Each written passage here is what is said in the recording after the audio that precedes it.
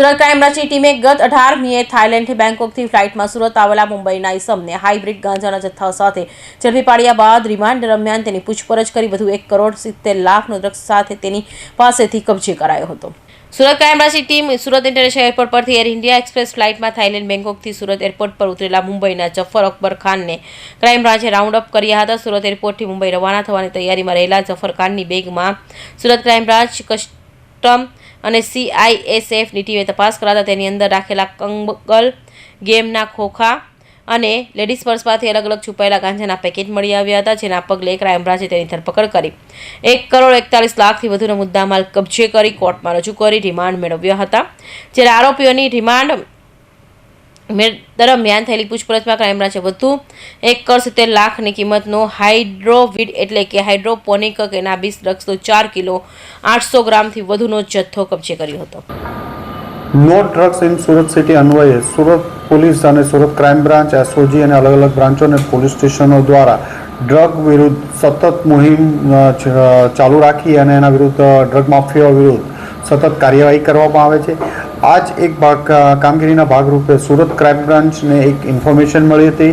17/11/2025ના રોજ એક બેંકોકથી Surat air India એક્સપ્રેસની ફ્લાઇટમાં એક જાફર ખાન મોબાઈલવાળા નામનો માણસ ફ્લાઇટમાં આવે છે અને એની પાસે હાઇબ્રિડ ગાંજો છે. આ બાતમી આધારે સુરત ક્રાઇમ બ્રાન્ચની ટીમના પોલીસ ઇન્સ્પેક્ટર SN પરમાર અને એની ટીમ દ્વારા એરપોર્ટમાં એમને પકડવામાં આવ્યા હતા અને એમની સર્ચ દરમિયાન 4 કિલો જેટલો હાઇબ્રિડ ગાંજો મળી આવ્યો હતો.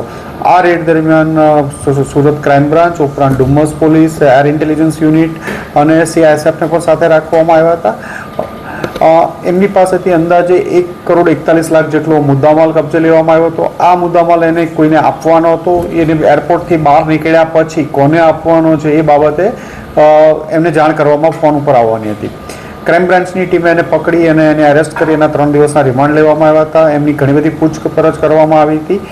દરમિયાનમાં ફરીથી ક્રાઇમ બ્રાન્ચને એક ઇન્ફોર્મેશન મળી કે આ જાફર ખાન પાસે વધુ મુદ્દામાલ છે, જે બાતમી આધારે ફર્ધર એના રિમાન્ડ લેવામાં આવ્યા હતા. અને એની પાસેનું જે લગેજ હતું બેગ, જેમાં ઉપર 8 પેકેટ જે 4 kg મળ્યા હતા, એ બેગ જ એને કન્ફેસ કર્યું કે બેગની અંદર કન્સીલ કરીને છુપાવીને વધુ હજી મુદ્દામાલ બીજો છે. જેથી પંચો અને સરકારી પંચો વિડીયોગ્રાફી અને બધાની સાથે રાખી અને ફરીથી એકવાર બેગની સર્ચ કરવામાં આવી હતી. બેગની ઉપર એક ફરીથી બીજું બેગનું કવર લગાડી દેવામાં આવ્યું હતું. બેગની ઉપર એમાં ટાયર ને ઉપર આખી બેગ કેવિટી બનાવી અને છુપાવવામાં આવ્યું હતું. એમના ઉપર એમણે કાર્બન પેપર મૂક્યા હતા, જેથી જે બેગેજ સ્કેનરમાં આ ડ્રગ્સ છે એ સ્કેન ન થાય અને આરામથી પાસ થઈ શકે, એટલે એ પણ એને છુપાવીને કબજે કરવામાં આવ્યું છે. એ બંને બેગ તોડીને સર્ચ કરતાં એમાંથી 4 પેકેટ મળી આવ્યા હતા, જે 4 કિલો 800 ગ્રામ એટલે અંદાજે 5 કિલો જેટલું અને જેની કિંમત 1,70,00,000 જેટલાનો મુદ્દામાલ વધુ સુરત ક્રાઇમ બ્રાન્ચ દ્વારા ધરપકડ કરવામાં આવ્યું છે. ફોઇલ પેપર, બેગ વધુ કબજે, જે કાર્બન પેપરની કબજે કરવામાં આવ્યા છે અને હજુ આમાં તપાસ ચાલુ છે.